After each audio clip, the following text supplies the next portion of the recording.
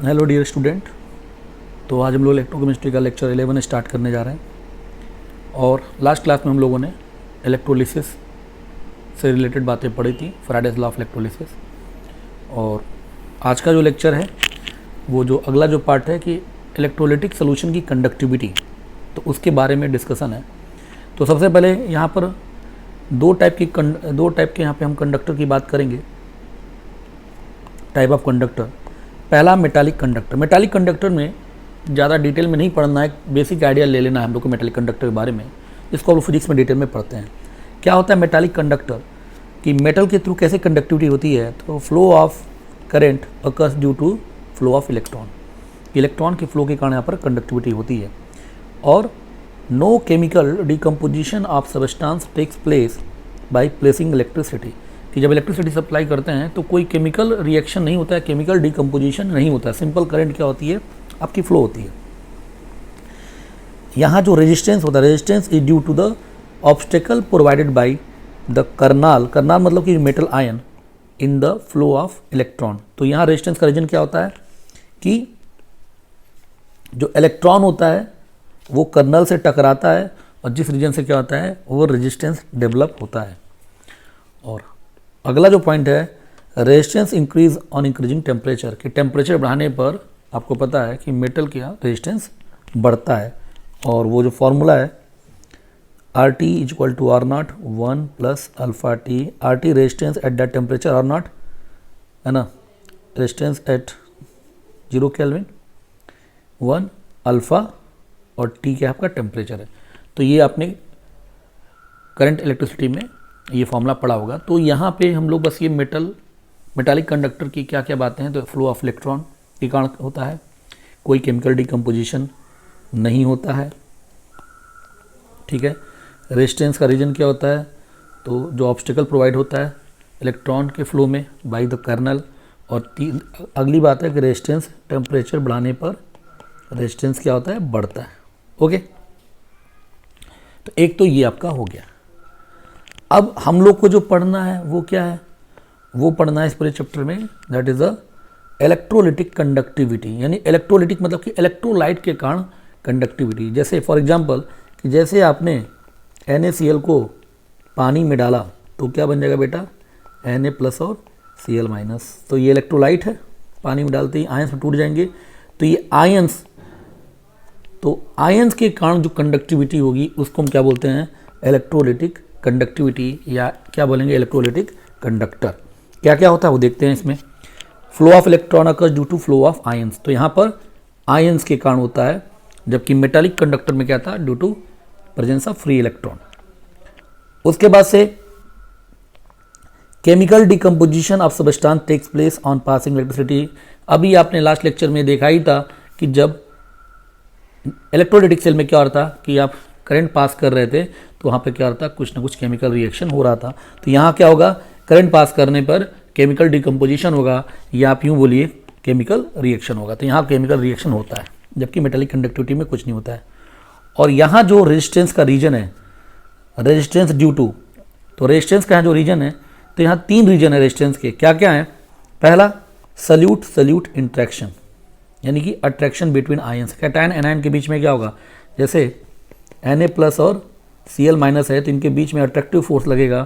तो सिंपल सा मतलब रेजिस्टेंस क्यों होगा, रेजिस्टेंस का मतलब ये है कि आयंस का मूवमेंट जितना ही क्या हो, स्लो हो जाए, तो रेजिस्टेंस उतना ही क्या होगा, कम हो, उतना ही ज़्यादा होगा। अब आयंस के मूवमेंट कम होने के पीछे रीजन क्या है, तो पहला रीजन क्या है, सल्यूट इंट्रैक्शन, यानी कि अट्रैक्शन बिटवीन आयन। आयन जितना ही अट्रैक्ट करेगा उतना रेजिस्टेंस क्या होगा, ज़्यादा होगा। दूसरा है सल्यूट और सॉल्वेंट इंट्रैक्शन, मीन्स ये क्या है, हाइड्रेशन ऑफ आयन। इसको क्या बोलते हैं, हाइड्रेशन ऑफ आयन।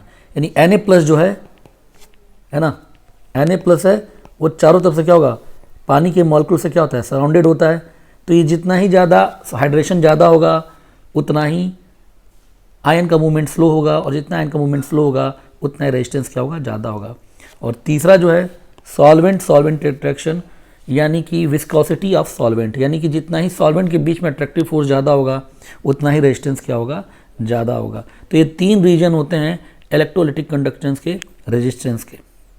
ठीक है ना, इलेक्ट्रोलिटिक सोल्यूशन की रेजिस्टेंस के। तो ओवरऑल क्या हम बात समझ में आया कि रेजिस्टेंस कब घटेगा, यहाँ क्या होगा, रेजिस्टेंस क्या होता है, घटता है टेम्परेचर बढ़ाने पर। यहाँ उल्टा हो जाता है, क्यों, कुछ जैसे आप टेम्परेचर बढ़ाएंगे, इफ़ यू इंक्रीज टेम्परेचर, तो जितने भी क्या हैं आयंस की काइनेटिक एनर्जी बढ़ जाएगी, और अगर काइनेटिक एनर्जी बढ़ जाएगी तो सारे इंट्रैक्शन क्या हो जाएंगे, कम हो जाएंगे। ये जितने इंट्रैक्शन थे, ये जो पहला इंट्रैक्शन, ये दूसरा और ये तीसरा, ये सारे अट्रैक्टिव फोर्स हैं, वो सब कम हो जाएंगे। तो टेम्परेचर बढ़ाने पर अट्रैक्टिव फोर्स कम होगा, यानी कि काइनेटिक एनर्जी बढ़ेगी, यानी कि रेजिस्टेंस क्या हो जाएगा, कम हो जाएगा। तो यहाँ उल्टा हो रहा है, यहाँ क्या हो रहा है, रेजिस्टेंस कम हो रहा है, और वहाँ क्या था, रेजिस्टेंस ज़्यादा हो रहा था। ठीक है, तो ये हो गया। तो हम लोग को पढ़ना ही इलेक्ट्रोलिटिक कंडक्टर है। तो इलेक्ट्रोलिटिक कंडक्टर में क्या रीजन है, फ्लो ऑफ, क्या रीजन है करंट का, तो due to flow of ion chemical decomposition होता है, और रेजिस्टेंस का यहाँ पर क्या है, टेम्परेचर बढ़ाने पर रेजिस्टेंस घटता है। और 3 फैक्टर है रेजिस्टेंस के, solute solute interaction, solute solvent interaction, और सॉल्वेंट सॉल्वेंट इंट्रैक्शन। ठीक है बेटा, अब हम लोग बात करते हैं कि electrolytic general terms related to the electrolytic conduction, कि क्या क्या टर्म्स हैं, मतलब कि अब कंडक्शन हो रहा है तो रेजिस्टेंस कंडक्टेंस, ये सारे जो टर्म्स हैं जो आप लोग फिजिक्स में पढ़ते हैं, वो टर्म्स यहाँ पर हम लोग फिर से देखने जा रहे हैं थोड़ा सा। तो रेजिस्टेंस को हम आर से रिप्रेजेंट करते हैं। रेजिस्टेंस क्या है, simple obstacle provided in the flow of ion, कि आयन के फ्लो में जो भी ऑब्स्टेकल होगा उसको हम रेजिस्टेंस बोलेंगे। और रेजिस्टेंस की यूनिट क्या होती है, तो ओम होती है, ओम या इस सिंबल से रिप्रेजेंट करते हैं। ठीक, कंडक्टेंस को हम लोग सी से रिप्रेजेंट करेंगे, और ये क्या होता है, it is reciprocal of resistance, ये रेजिस्टेंस का रेसिप्रोकल है, and defined as easiness with which ions can move, यानी उल्टा है कि जितनी आसानी से आयन मूव करेगा वो इसका कंडक्टेंस कहलाएगा। तो कंडक्टेंस सी है, रेजिस्टेंस आर है, तो what is C equal to 1/r। तो एक सिंपल आपका फॉर्मूला हो गया, कंडक्टेंस इक्वल टू 1/r। तो यूनिट क्या होगा, तो रेजिस्टेंस की यूनिट अगर ओम है तो इसकी यूनिट क्या होगी, पर ओम, या इसको MHO महो भी बोलते हैं, या साइमन। तो तीनों नाम है, चाहे पर ओम बोलिए, चाहे महो बोलिए, चाहे साइमन, तीनों इसके यूनिट है। ओके, तो ये हो गया कंडक्टेंस। अब बात आती है, अगला जो टर्म है इसका नाम है स्पेसिफिक रेजिस्टेंस, या इसका और नाम क्या है, रेजिस्टिविटी, और इसको रो के सिंबल से रिप्रेजेंट करते हैं, स्पेसिफिक रेजिस्टेंस, रेजिस्टिविटी या रो से। अब आपको ये रेजिस्टेंस वाला फॉर्मूला अगर आपको याद आ रहा होगा, ये फॉर्मूला जो फिजिक्स में खूब पढ़ते हैं और आपने 10th स्टैंडर्ड में पढ़ रखा है, R equal to row L/A।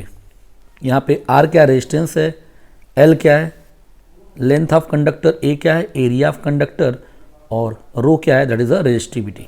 Okay, तो यहाँ पर वेयर इज रो क्या है, is a constant and known as resistivity. यहाँ पे रो क्या है, कांस्टेंट है, और आई थिंक मैंने अभी बताया L क्या है लेंथ ऑफ कंडक्टर, A क्या है area of conductor, cross sectional area. तो रो को मैं क्या लिख सकता हूँ यहाँ से इस फॉर्मूले को, तो rho is equal to R into A/L। तो ये फॉर्मूला हो गया रो निकालने का।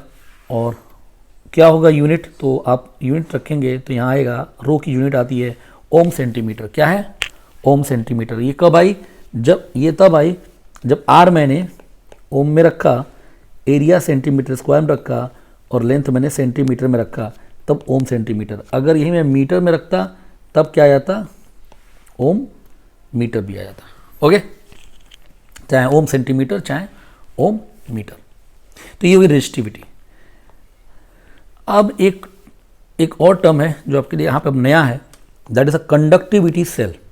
ये कंडक्टिविटी सेल क्या होता है, तो देखिए एक नीचे एक डायग्राम ये बना रखा है, ये आपको ये डायग्राम दिख रहा है। तो एक क्या है, सिंपल एक ग्लास का ट्यूब है जिसमें आपके ये दो क्या हैं, इलेक्ट्रोड हैं, जिसका क्रॉस सेक्शनल एरिया क्या ए है, और दोनों इलेक्ट्रोड के बीच में ये डिस्टेंस कितना है, इसको मैं L लिख रहा हुआ है, distance between the two electrode. यही कंडक्टिविटी सेल है, this is the conductivity cell, जिसमें दो इलेक्ट्रोड लगे हुए हैं, L लेंथ से वो क्या अपार्टेड है, और एक ये क्या आपका है, एक इनलेट है जिसके अंदर से आप क्या कर सकते हैं, यहाँ से आप सोल्यूशन क्या कर सकते हैं, फिल कर सकते हैं, भर सकते हैं। इसी के अंदर क्या करते हैं हम, सोल्यूशन क्या करते हैं, ऐसे सोल्यूशन भर देंगे, इलेक्ट्रोलिटिक सोल्यूशन, और फिर इस सोल्यूशन का क्या है, हम कंडक्टिविटी या रेजिस्टेंस क्या करते हैं, मेजर करते हैं। इसीलिए इसका नाम है कंडक्टिविटी सेल। ठीक है ना, कि इलेक्ट्रोलिटिक सोल्यूशन को इसके अंदर भर के उसका रेजिस्टेंस या उसकी कंडक्टिविटी क्या करते हैं, हम मेजर करते हैं। इसलिए सेल का नाम क्या है, कंडक्टिविटी सेल। तो क्या होता है conductivity cell? Cell in which conductivity or conductance will be measure. किसकी कंडक्टिविटी बेटा? तो किसकी बेटा? इलेक्ट्रोलिटिक सोल्यूशन की। तो इलेक्ट्रोलिटिक सोल्यूशन की हम कंडक्टिविटी या कंडक्टेंस क्या करते हैं, मेजर करते हैं। इसी सेल का नाम क्या है, कंडक्टिविटी सेल। एक तरह का ये डिवाइस है, ठीक है ना, ये क्या है, एक तरह का डिवाइस है। यहाँ तक समझ में आ गया? ओके। अब इसी में एक नया टर्म है जिसका नाम है सेल कांस्टेंट, जिसको हम सेल कांस्टेंट को जी से रिप्रेजेंट कर रहे हैं। किस रिप्रेजेंट कर रहे हैं? जी से। जी क्या है? Cell constant. क्या होता है cell constant? So it is ratio of distance between electrode to the area of electrode. जैसे ये ऊपर जो डायग्राम था, तो डिस्टेंस क्या है? एल, ये डिस्टेंस है ना एल, और अपॉन एरिया ए। तो एल अपॉन एरिया ही को हम क्या बोलते हैं? सेल कांस्टेंट, जिसको हम जी से रिप्रेजेंट करते हैं। तो व्हाट इज जी हियर? तो G equal to L by A. तो ये आपका इंपॉर्टेंट फॉर्मूला हो गया। सेल कांस्टेंट कैसे निकालेंगे? तो length between electrode upon cross sectional area of electrode. अगर लेंथ और एरिया में सेंटीमीटर और सेंटीमीटर स्क्वायर में ले रहा हूँ तो यूनिट क्या आ जाएगी बेटा? यूनिट आ जाएगी पर सेंटीमीटर। और अगर मीटर में लेते तब क्या आ जाता? पर मीटर आ जाता। ओके। उसके बाद से एक जो बात और क्या लिख रहा है, if area of both electrode is different. अगर दोनों इलेक्ट्रोड का एरिया अगर डिफरेंट हो then we have to take the common area of both electrode. कि कभी ऐसा प्रॉब्लम आ जाए कि दोनों इलेक्ट्रोड का एरिया ही अलग अलग हो, एक का 10 सेंटीमीटर स्क्वायर का 5 सेंटीमीटर स्क्वायर हो, तो आप क्या लेंगे? अब उस केस में 5 सेंटीमीटर स्क्वायर लेंगे जो कि कॉमन होगा। तो एक ये इंपॉर्टेंट है ये बात कि अगर दोनों इलेक्ट्रोड का एरिया डिफरेंट हो तब क्या करेंगे? तो कौन सा एरिया लेंगे? जो कॉमन होता है। ओके। तो सेल कांस्टेंट समझ में आ गया। सेल कांस्टेंट क्या होता है? Length between electrode upon cross sectional area of electrode. अब जो अगला जो है इसको हम लोग समझते हैं कि डिफिनीशन ऑफ रेजिस्टिविटी। रेजिस्टिविटी को डिफाइन कैसे करें? रेजिस्टिविटी जो हमने ऊपर अभी हम पढ़ा था, रेजिस्टिविटी है ना, जो कि कांस्टेंट है, इसको डिफाइन कैसे करें? तो मान लीजिए कि जो क्रॉस सेक्शनल एरिया है 1 सेंटीमीटर स्क्वायर इलेक्ट्रोड का है और लेंथ कितना है इलेक्ट्रोड के बीच में? 1 सेंटीमीटर है। ओके। तो टोटल वॉल्यूम कितना होगा? क्योंकि इसी के अंदर क्या होगा, हमको सोल्यूशन भरना है, इसी के अंदर क्या करना? सोल्यूशन भरना है। तो ये टोटल वॉल्यूम कितना होगा? तो लेंथ इनटू एरिया, यही तो वॉल्यूम होगा, हमको इससे मतलब है बस। तो वॉल्यूम ऑफ इलेक्ट्रोलिटिक सोल्यूशन कितना होगा? तो एरिया इंटू लेंथ, यानी कि 1 सेंटीमीटर क्यूब, यानी और 1 सेंटीमीटर क्यूब क्या होता है? 1 ml होता है। तो अगर मैंने सेंटीमीटर में लिया तो यानी क्या बोलेंगे? तो ये 1 ml क्या है? That is a volume of electrolytic solution. भी कितना होगा? 1 ml होगा, है ना। तो अब ए, ये फॉर्मूला है rho equal to R A by L. तो A1 L1, तो रो इक्वल टू क्या हो जाएगा? आर। यानी कि रेजिस्टेंस और रो की भी मैग्नीट्यूड कब बराबर हो जाएगी? So what is resistivity? So resistivity is defined as resistance offer to all ions present in 1 ml of solution. है ना, कि 1 ml आपने सोल्यूशन लिया तो उसके अंदर जितने आयन हैं वो जो रेजिस्टेंस ऑफर करेंगे वही क्या कहलाएगी? रेजिस्टिविटी। क्लियर? तो resistivity is defined as resistance offer to all ion present in 1 ml of solution. Okay. So resistivity clear? क्या resistivity? Resistance offer by all ion present in 1 ml of solution. So this definition is very much important. तो ये resistivity की definition हो गई। अब बात करते हैं हम किसकी? स्पेसिफिक कंडक्टेंस, या इसको हम कंडक्टिविटी भी बोलते हैं और इसको K से रिप्रेजेंट करते हैं। तो क्या होता है? It is reciprocal of resistivity. ये रेजिस्टिविटी का रेसिप्रोकल है and defined as conductance of all ions present in 1 ml of solution. तो ये कंडक्टेंस होता है of all ion present in 1 ml of solution. तो what is K? Resistivity equal to reciprocal of resistivity. तो ये आपका एक फॉर्मूला इंपॉर्टेंट हो गया। ओके। अब ये यहाँ पे पुट कर देंगे तो फॉर्मूला क्या हो जाएगा? 1/r L/A। 1/r को मैं क्या बोल सकता हूँ? ये रेसिप्रोकल ऑफ रेजिस्टेंस क्या हो जाएगा? कंडक्टेंस। और ये क्या है? L/A, that is cell constant. समझ में आ रहा है? तो ये formula, what is the K is specific conductance is equal to क्या, कंडक्टेंस इनटू सेल कांस्टेंट। तो this is very much important formula, K is equal to C into G. Okay, अब unit की बात करें तो कंडक्टेंस यूनिट आप रख लेंगे, तो यूनिट क्या आ जाएगी, पर ओम पर सेंटीमीटर, या पर ओम को मैं क्या लिख सकता हूँ, महो पर सेंटीमीटर, या महो को मैं लिख सकता हूँ साइमन पर सेंटीमीटर। तो दिस इज द यूनिट, तो this is the unit. Okay, ठीक है। अब बात करते हैं अगला जो टर्म है, that is the molar conductivity, है ना। इसको ऐसे रिप्रेजेंट करते हैं, मोलर कंडक्टिविटी। एम रिप्रेजेंट कर रहा है मोलर, एम फॉर मोलर, है ना। तो मोलर कंडक्टिविटी का एक सिंबल है, इसको हम लैम्डा बोलते हैं, ये ऐसे, ये लैम्डा है और नीचे एम, तो लैम्डा एम मतलब कि मोलर कंडक्टिविटी। क्या होती है मोलर कंडक्टिविटी, तो कंडक्टिविटी पता ही है, मोलर कंडक्टिविटी क्या है, 1 मोल ऑफ आयन। तो क्या डिफाइन करेंगे molar conductivity, conductivity of all the ion produced by 1 mole of electrolyte is known as molar conductivity, है ना।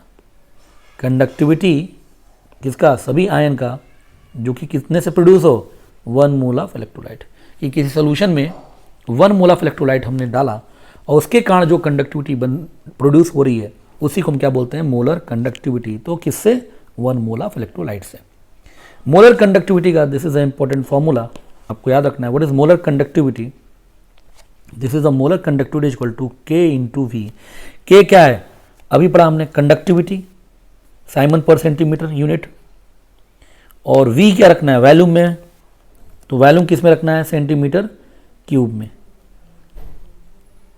1 सेंटीमीटर क्यूब में 1 ml होता है। तो ये वॉल्यूम क्या है, ये कौन सा वॉल्यूम लेना है, ये वो वॉल्यूम है जो 1 mole of electrolyte, 1 mole of electrolyte जिस वॉल्यूम में क्या है प्रेजेंट है, वो कि 1 मोल का ही डिफिनीशन है।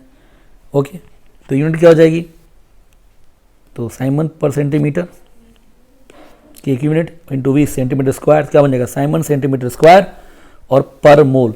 सो this is the unit of molar conductivity. Unit ध्यान रखिए, साइमन सेंटीमीटर स्क्वायर पर मोल।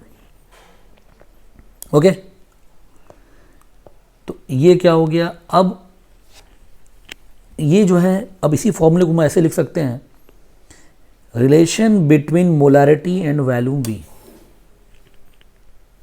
यानी ये जो वॉल्यूम वी है, इसको हम मोलारिटी में कैसे कन्वर्ट कर दें। तो देखिए कैसे करेंगे, तो let solution having molarity M, solution का मान लीजिए मोलारिटी क्या एम है, जो सोल्यूशन आपने लिया है जिसकी आपको क्या करनी है, मोलर कंडक्टिविटी निकालनी है, उसका मान लीजिए मोलारिटी एम है।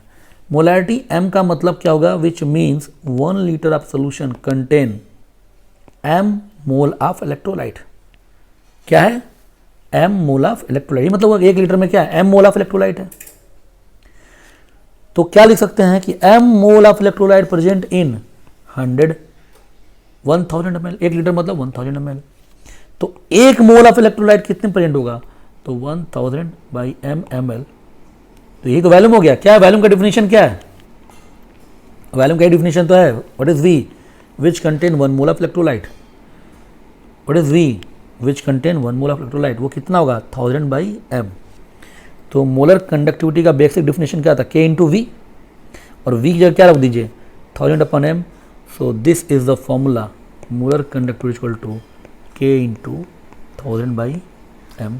तो ये this is very very very important formula जो आपको याद रखना है कि मोलर कंडक्टिविटी निकालनी है, और अगर मोलैरिटी ऑफ सोल्यूशन पता हो, के पता हो और मोलैरिटी ऑफ सोल्यूशन पता हो, तो बस के और एम डालिए और यहाँ से उत्तर आ जाएगा। अच्छा, यहाँ सबसे इंपॉर्टेंट बात है कि इस के की यूनिट क्या लेंगे,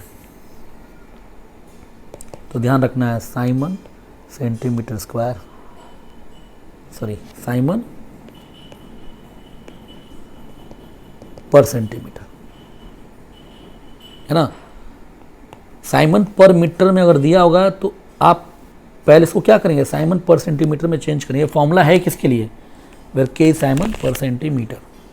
ओके, और इस पर खूब क्वेश्चन बनते हैं, नीट से लगाए, मेन से लगाए, एडवांस में, बोर्ड में भी। ओके, आई होप ये समझ में आप लोग को आ गया होगा। अब इस पर एक न्यूमेरिकल करते हैं तो और क्लियर हो जाएगा। क्या है न्यूमेरिकल में, देखिए 10 molar NaCl solution having conductivity 125 siemens per centimetre, then what will be its molar conductivity. तो मोलर कंडक्टिविटी का फॉर्मूला क्या है बेटा इन टर्म्स ऑफ मोलारिटी, तो K इंटू 1000/m। अब K देखना है, ये कंडक्टिविटी इसके कितना है 125 साइमन पर सेंटीमीटर, तो एग्जैक्ट लिख देंगे 125 into 100 sorry 2000 upon what is that is 10, तो ये कट जाएगा, क्या उत्तर आ जाएगा 12500 और यूनिट क्या होगी साइमन सेंटीमीटर स्क्वायर पर मोल। ओके, मान लीजिए सेम क्वेश्चन में 125 साइमन पर सेंटीमीटर लिख के क्या लिखा होता, 125 साइमन पर मीटर लिखा होता। अगर ये इंफॉर्मेशन 1 इंफॉर्मेशन 2 है, तो अब क्या फॉर्मूला तो वही है, तो क्या अब हम 125 साइमन पर मीटर क्या 125 यहाँ लिख देंगे क्या, तो ये क्या हो जाएगा गलत हो जाएगा, क्या इसमें चेंज करना पड़ेगा, तो पहले मुझे साइमन पर मीटर को साइमन पर सेंटीमीटर में कन्वर्ट करना पड़ेगा। तो 125 साइमन पर मीटर क्या होगा 125 एक मीटर में कितना सेंटीमीटर होता है, ये साइमन पर मीटर ही तो है, तो एक मीटर में कितना सेंटीमीटर 100 सेंटीमीटर होता है ना, एक मीटर में 100 सेंटीमीटर, तो क्या लिखेंगे 125 बटे 100 साइमन पर सेंटीमीटर, यानी यहाँ क्या लिखना पड़ेगा 1.25 इंटू 1000/10 साइमन सेंटीमीटर स्क्वायर पर मोल। यहाँ तक क्लियर बेटा, सो वेरी इंपॉर्टेंट, आपको हमेशा देखना है कंडक्टिविटी की यूनिट क्या है, साइमन पर सेंटीमीटर है तब ये फॉर्मूला लगेगा, अगर साइमन पर मीटर में दे रखा है तो पहले आपको क्या करना पड़ेगा उसको साइमन पर सेंटीमीटर में कन्वर्ट करना पड़ेगा, और यही गलती इस क्वेश्चन में सब लोग करते हैं। आई होप आप लोगों को क्लियर हो गया होगा। ओके, अब देखिए अगला क्वेश्चन यही है, क्या है question 5 molar copper sulphate solution है, कंडक्टिविटी दे रखी है साइमन पर मीटर, मोलर कंडक्टिविटी क्या होगी, तो अब हम लोग सॉल्व करते हैं। तो मोलर कंडक्टिविटी क्या फॉर्मूला है K into 1000/m, but K क्या दे रखा है साइमन 2.5 साइमन पर मीटर, और मुझे क्या चाहिए पर सेंटीमीटर में, तो क्या होगा 2.5 divide by 100 Simon per centimetre, तो यहाँ क्या होगा 2.5 बाई 100 इंटू 1000/5, तो हो जाएगा कितना 5 साइमन सेंटीमीटर स्क्वायर पर मोल। आ गया समझ में,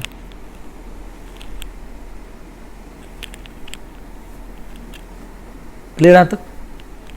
सो this is very much important, Simon पर मीटर को साइमन आपको पर सेंटीमीटर में क्या कर लेना है कन्वर्ट कर लेना है। ओके,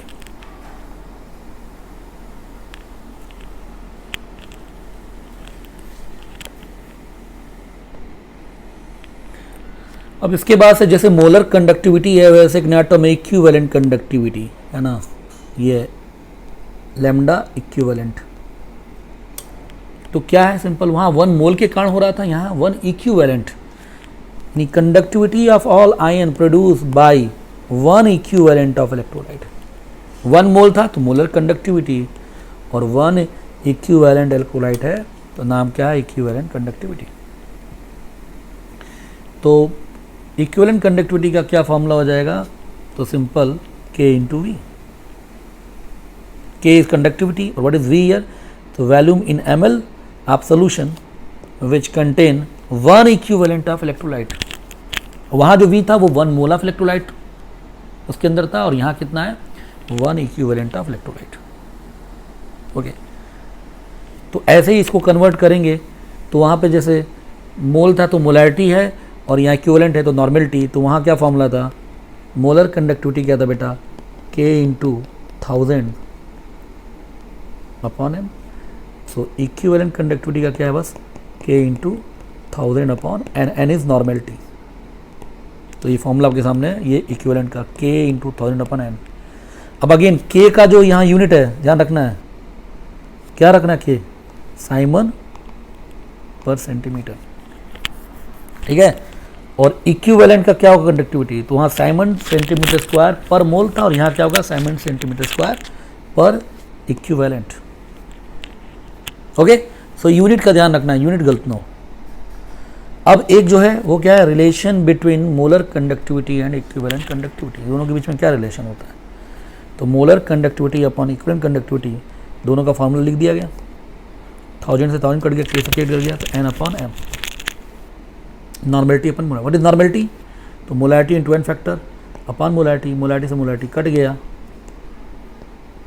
तो क्या आ गया यहाँ से, molar conductivity upon equivalent conductivity equal to N factor.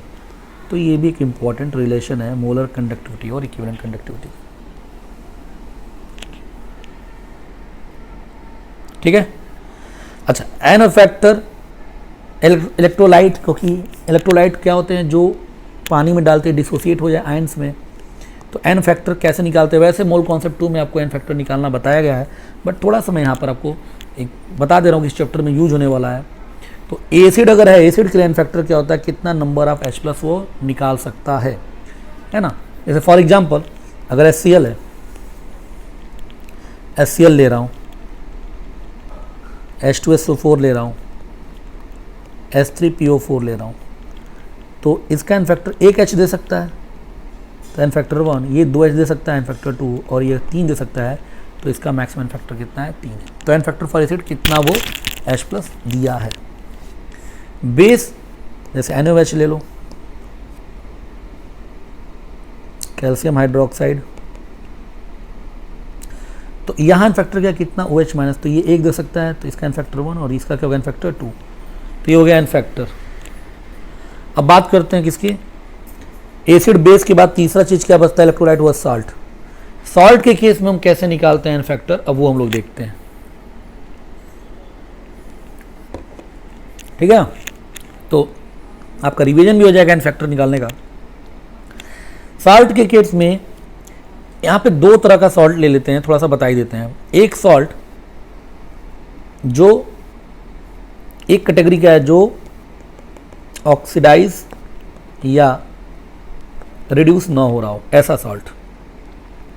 तो फॉर एग्जांपल मैंने ले लिया क्या, NaCl, तो इसका एन फैक्टर क्या होगा, तो नेट चार्ज पॉजिटिव चार्ज 1 है, नेगेटिव चार्ज 1 है, तो एन फैक्टर 1। AlCl3 भी एक सॉल्ट है, एल्यूमिनियम पे चार्ज +3 और Cl पे charge -1, total charge positive +3, total negative charge -3, तो कुछ भी ले लीजिए, तो total positive total negative, N factor 3। Na2SO4 sodium sulphate, sodium पे चार्ज +1, सल्फेट पे क्या -2, टोटल पॉजिटिव चार्ज, तो 2 सोडियम है तो +2, total negative charge -2, total charge कितना है, 2 है, एन फैक्टर 2। या कैल्शियम फॉस्फेट,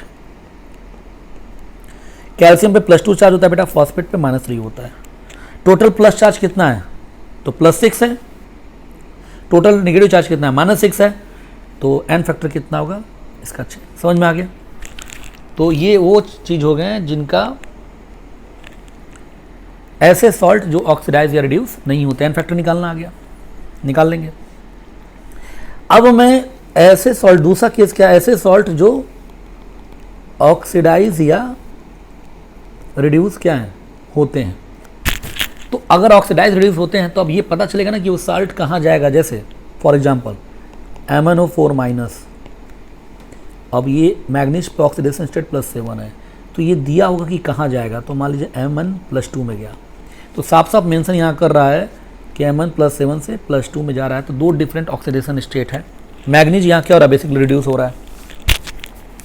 ऐसे केस में क्या निकालते हैं, एन फैक्टर कैसे निकालते हैं, तो मान लीजिए मुझे MnO4- का एन फैक्टर निकालना है, तो कितना ऑक्सीडेशन स्टेट का चेंज हुआ है, +7 से +2 5 का, तो इसका एन फैक्टर क्या होगा, तो 5 का चेंज हुआ इंटू कौन चेंज करा, मैग्नीज, कितने एटम मैग्नीज के, एक ही तो है, तो एक एटम पे 5 का चेंज, नंबर ऑफ एटम 1, यानी कि इनका एन फैक्टर 5। इसका भी एन फैक्टर क्या होगा, +7 से +2 5 का चेंज और एक ही एटम है तो एन फैक्टर 5। ध्यान दीजिएगा ये वाला बड़ा इंपॉर्टेंट है। दूसरा Cr2O7 - 2 से Cr+3,